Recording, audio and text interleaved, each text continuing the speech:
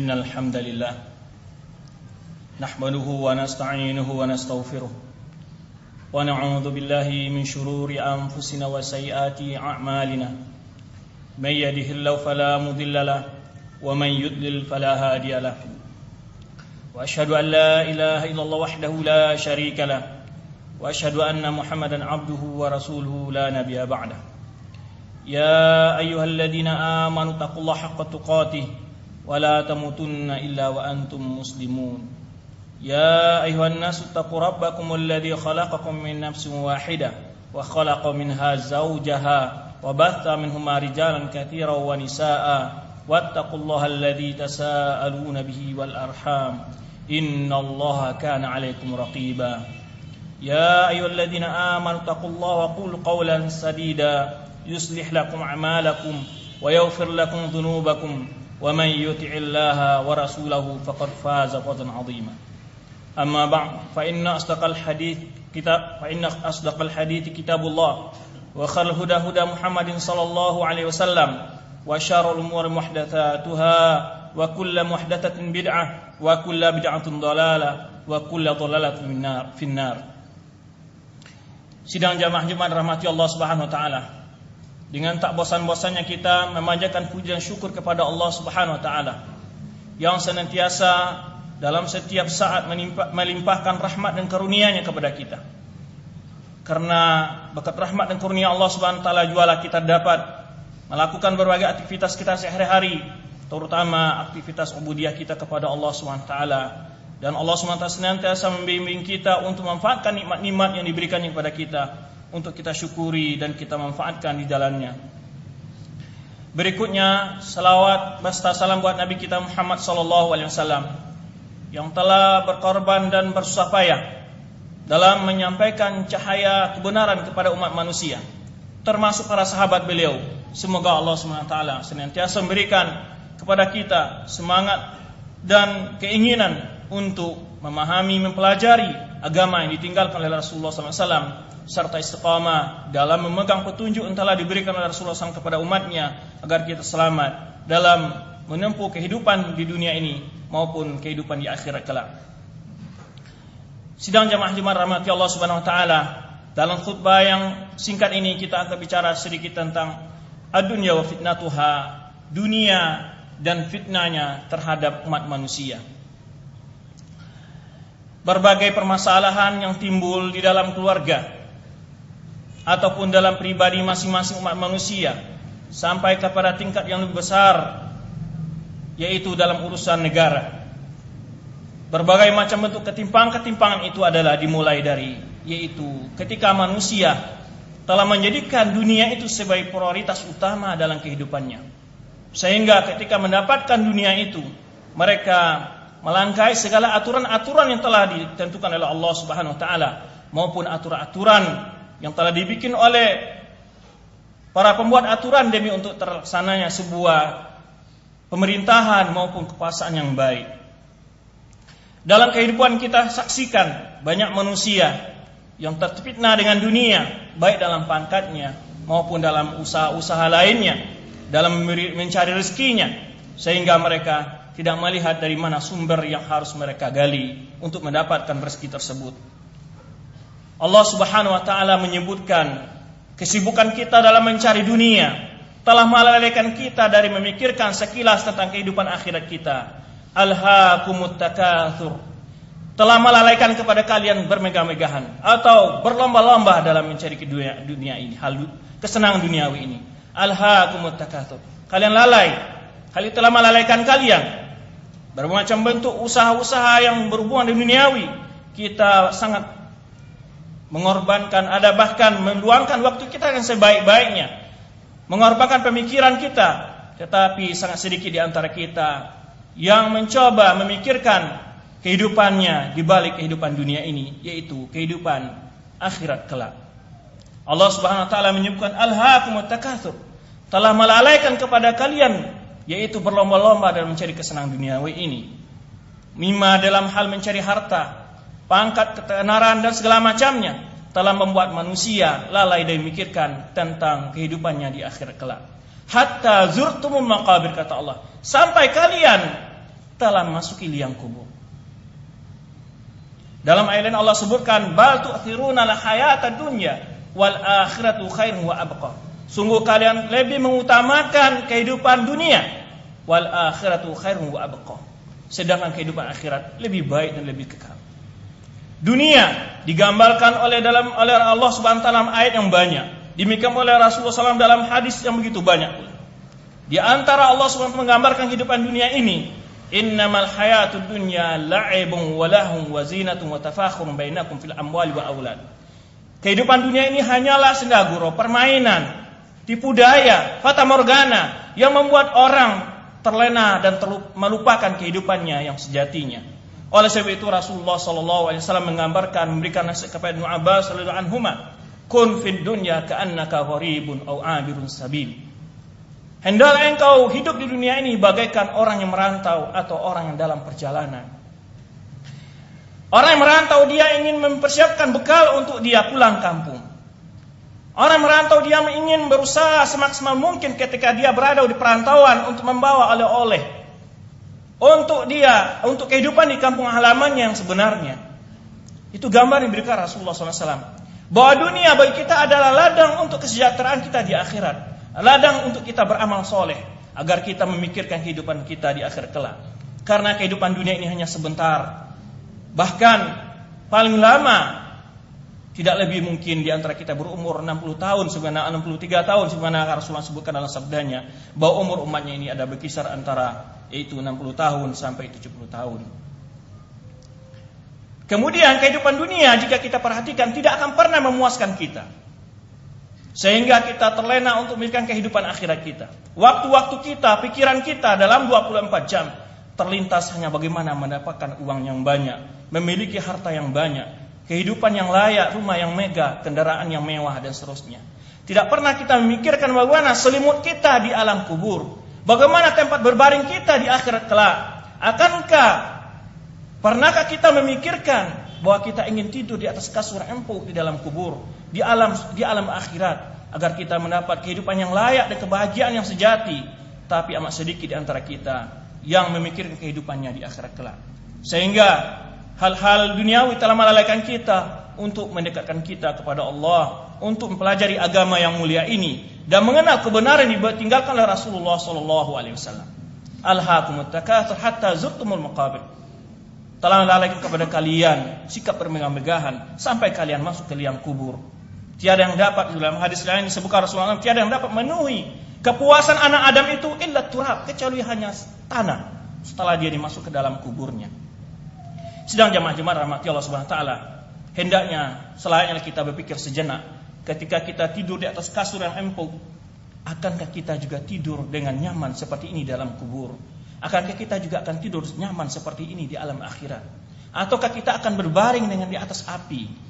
Ataukah kita akan dikelilingi oleh bermacam itu azab yang tidak akan dapat tidur nyenyak sama sekali? Kehidupan yang panjang dan kehidupan yang kekal. Adapun kehidupan dunia, betapapun menderitanya seseorang, akan berakhir dan akan hilang dan sirna.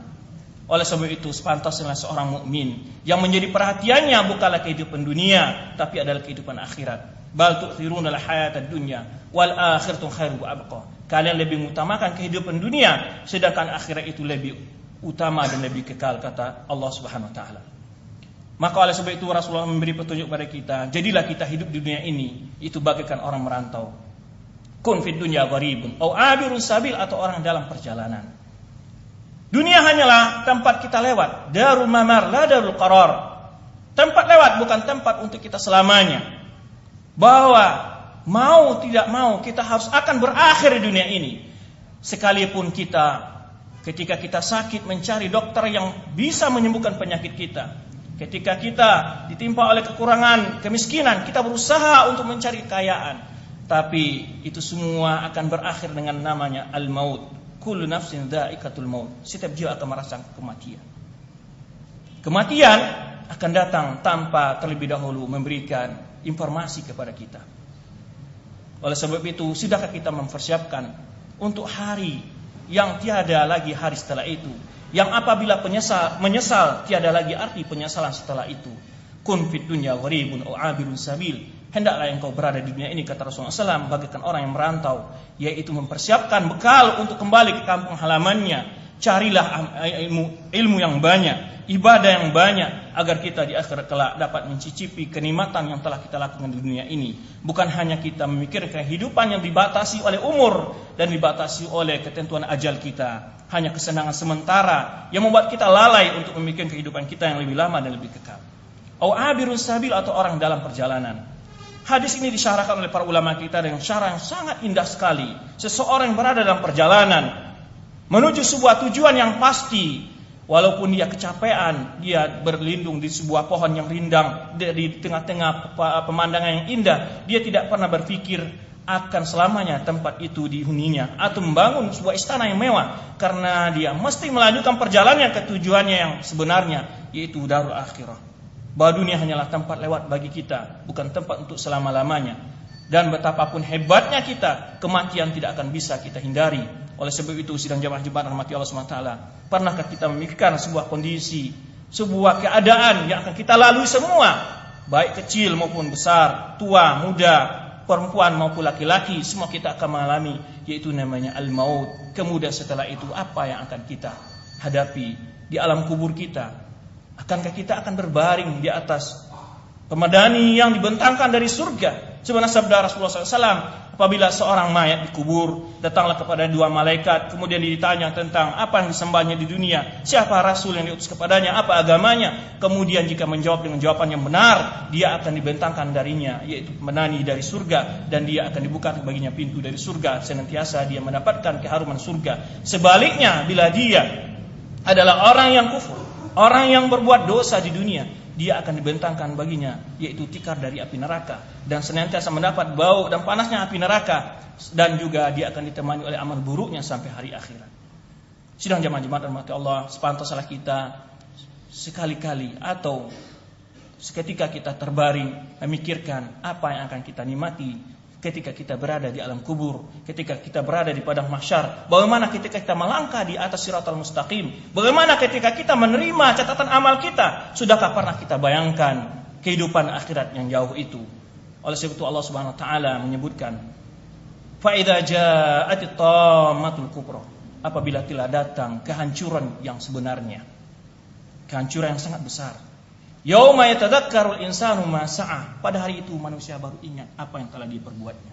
Baru dia sadar, baru dia teringat, baru dia mengerti bahwa ada kehidupan di balik kehidupan dunia itu. Yauma yatadzakkarul insanu ma sa'a wa burzatil jahimu liman yara, pada saat itu diperkenalkan neraka jahim bagi orang yang akan memasukinya. Fa amma man tagha, adapun orang-orang yang melampaui batas, yang melanggar perintah-perintah Allah, yang melangkahi perintah-perintah Rasulullah SAW, fa innal jahima hiyal ma'wa, maka neraka jahim adalah tempatnya. Wa amma man khafa maqama rabbih wa nahan nafsa 'anil hawa, adapun orang yang takut kepada Rabbnya dan menahan hawa nafsunya, fa innal jannata hiyal ma'wa, adalah surga tempatnya. Oleh sebab itu, sepantasnya kita sekali-kali memikirkan perjalanan kehidupan kita di akhirat kelak. Bagaimanakah kita saat kita menerima amalan kita, ketika orang-orang minum di telaga Rasulullah SAW, apakah kita termasuk orang-orang yang ikut meminum telaga, mendapat minuman dari telaga Rasulullah SAW? Apakah kita termasuk orang yang mendapat naungan pada hari yang tiada naungan kecuali naungan Allah Subhanahu Wa Taala, yang ketika itu manusia dibanjir oleh keringat mereka? Sebutkan oleh Rasulullah SAW, di antara mereka ada yang ditenggelamkan oleh keringatnya, di antara mereka ada yang berjalan dengan perut yang besar, di antara mereka ada yang berjalan dengan lidah yang panjang dan diinjak oleh manusia. Itulah keadaan akhirat. Pantasnya kita sekali-kali mengingat dan memperhatikan bagaimana kehidupan kita di akhirat kelak. Jangan kita termasuk orang-orang yang menyesal. Sebagaimana Allah sebutkan dalam firman yang surah Al-Furqan, yaitu Allah sebutkan, ya wailata laitani lam attakhidh fulanan khalila. Ketika itu dia berandai-andai, seandainya aku dulu tidak menjadikan si fulan itu sebagai teman akrabku. Laqad adallani an dzikri ijja'ani, karena dia telah membawa aku, melalaikanku dari peringatan-peringatan yang datang Al-Qur'an. Ya wailani takhatu ma'a rasul sabila. Alangkah dulu sebaiknya aku mengikuti jalan-jalan yang telah dibentangkan oleh Rasulullah sallallahu alaihi wasallam. Barakallahu lakum fil Qur'anil azim wa nafa'ani wa iyyakum fi min ayati wa dzikri fa'tabiru ya ulil absar la'allakum turhamun.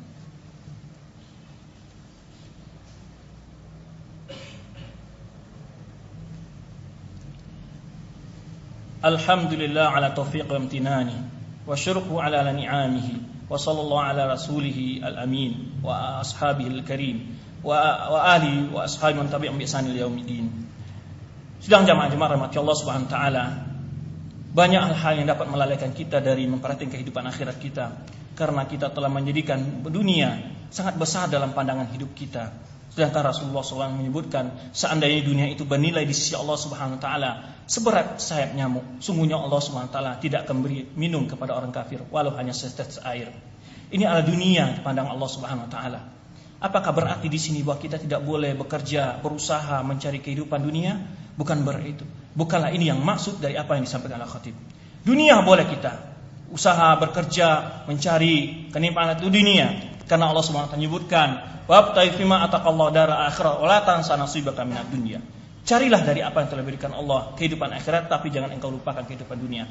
Boleh kita mencari kehidupan dunia selama ketika kita mencari kehidupan dunia itu memiliki hal-hal yang disebutkan oleh Allah SWT. Pertama adalah dengan cara yang halal. Yang kedua, tidak melalaikan kita dari mengingat dan melakukan perintah-perintah oleh Allah, perintah Allah Subhanahu wa taala. Yang ketiga, menunaikan hak-hak yang terdapat dalam rezeki yang diberikan Allah kepada kita. Kemudian juga mempertanggungjawabkan dan tidak melanjakan rezeki yang diberikan Allah kepada hal-hal yang diharamkan oleh Allah Subhanahu wa taala. Karena Rasul kita sallallahu alaihi wasallam pernah bersabda, "La tazulu qadama 'abdin yaumal qiyamah hatta yus'ala an arba." Tidak akan pernah melangkah seorang anak Adam pada hari kiamat sampai dia bertanggungjawabkan 4 hal. Yang pertama adalah an umrihi fima afna, tentang umurnya di mana habiskan. Allah telah beri nikmat kepada kita umur yang panjang. Apa yang telah kita lakukan dengan umur yang panjang itu? Jika kita hitung-hitung, berapa yang dapat kita manfaatkan untuk beribadah kepada Allah Subhanahu wa taala. Sedangkan tujuan kita utama diciptakan Allah Subhanahu wa taala adalah untuk mengabdi dan beribadah kepada Allah Subhanahu wa taala. Wa ma khalaqtul jinna wal insa illa liya'budun. Aku tidak jadikan jin dan manusia kecuali untuk beribadah kepadaku. Yang kedua ada an syababi fima abla. Masa mudanya di mana dia habiskan. Ini adalah suatu cambuk dan peringatan kepada generasi muda. Hendaklah mereka memanfaatkan usia muda mereka hal-hal yang dapat bermanfaat bagi diri mereka, keluarga mereka, masyarakat mereka, bahkan bangsa mereka. Satu hal yang sangat ironis menyedihkan kita ada ketika generasi kita, generasi muda kita dilalaikan oleh berbagai hal. Pada saat mereka usia muda, kemudian setelah mereka berusia senja, mereka merasakan kerugian yang luar biasa. Mereka tidak memiliki keterampilan, tidak memiliki ilmu yang matang. Padahal bangsa dan negara kita, semua kita menyadari bahwa kita krisis dalam saat sekarang, krisis kepemimpinan, krisis kepercayaan, krisis keimanan daripada pemimpin-pemimpin kita. Pada penegak bangsa ini adalah jawabannya apa yang kita harapkan kalau bukan generasi muda. Siapa lagi yang kita harapkan kalau bukan generasi muda kita? Maka oleh sebab itu, masa muda adalah masa yang akan dipertanyakan. Karena masa muda adalah masa yang produktif, masa yang sangat jaya untuk melakukan berbagai usaha demi memanfaatkan umur yang muda ini dapat kita hidup sejahtera di masa tua kita dan juga dapat kita memberikan sesuatu yang baik untuk umat kita dan bangsa kita. Oleh sebab itu, Rasulullah motivasi seorang pemuda agar waktunya di masa muda diisi dengan menuntut ilmu dan ibadah yang banyak. Disebutkan oleh sabda Rasulullah SAW, 7 golongan yang dapat naungan pada hari kiamat, di antara mereka adalah yaitu syabun nasya'a fi ibadatillah, seorang pemuda yang senantiasa membina diri dan beribadah kepada Allah Subhanahu wa taala.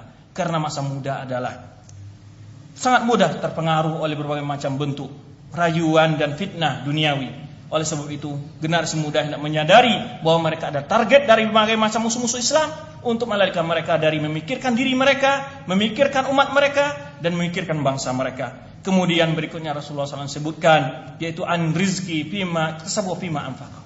Kemudian tentang harta, rizki yang dia dapat, di mana dia peroleh, kemana dia infakkan. Kemudian ilmi fima amal fi.